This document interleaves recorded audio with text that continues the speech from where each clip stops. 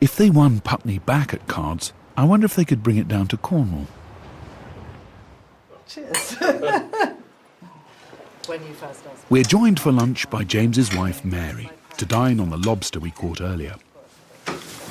Did you find it hard coming to live here and sort of, be the lady of the house? It did take me quite some time to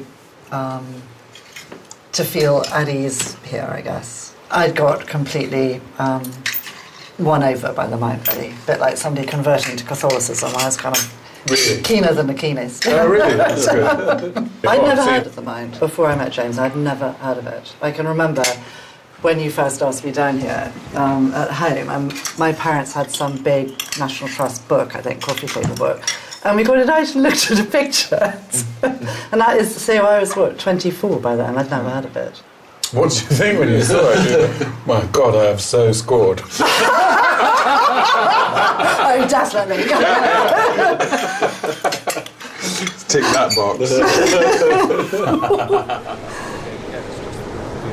After lunch, James invites me to take a stroll on his terrace. Look down the gardens. The gardens are specially designed to be viewed from above.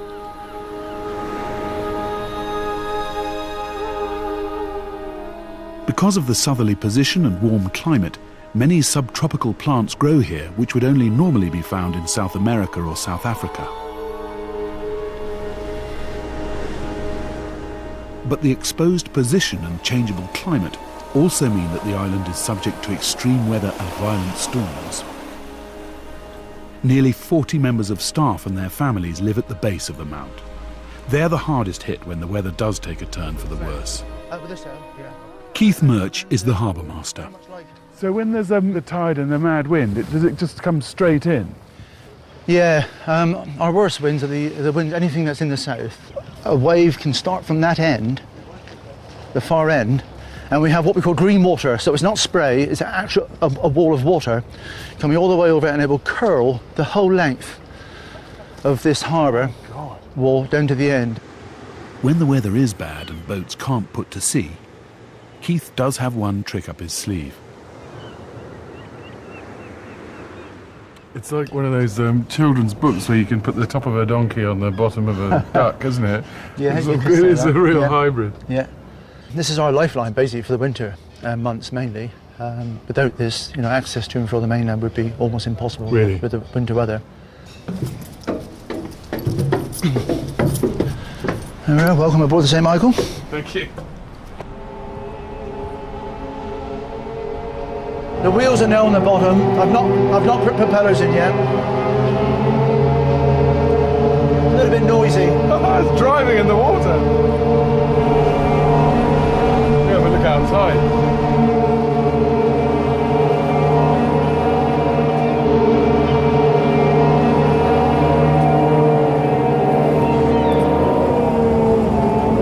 Oh, now you can feel it. We're floating, and we're a boat. Would you like to have a drive? Yeah. Yeah, okay. Where am I heading, by the way? Well, we're going to head towards the beach. I'm driving? Yep. Yeah, that's it.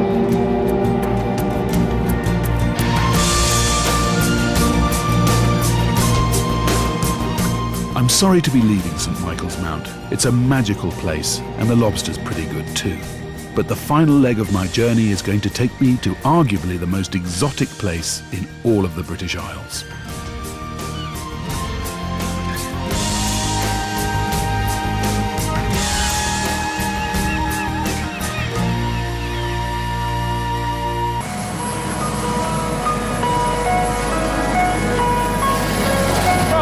I'm not going on a little tiny boat or a ferry, I'm going this big fat helicopter to the Isles of Scilly off the southwest coast of Cornwall.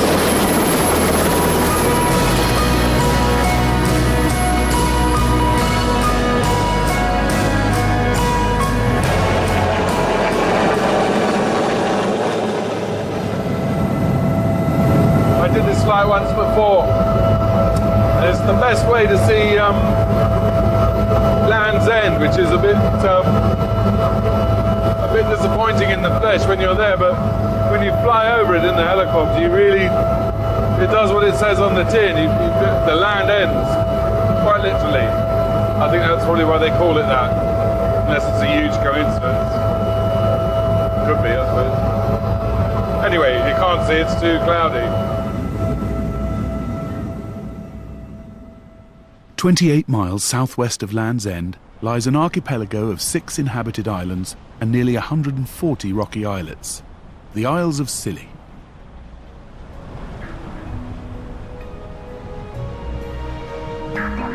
I've come here to travel to the final point of my journey around the islands of Britain. But before I do that, I want to check out the local wildlife. On the island of St Martin's, I'm meeting zoologist Anna Corthray and skipper Joe Alsop, who are going to take me snorkeling with seals. Probably don't need to film me actually getting into the wetsuit. Go away. Never a pretty sight, is it?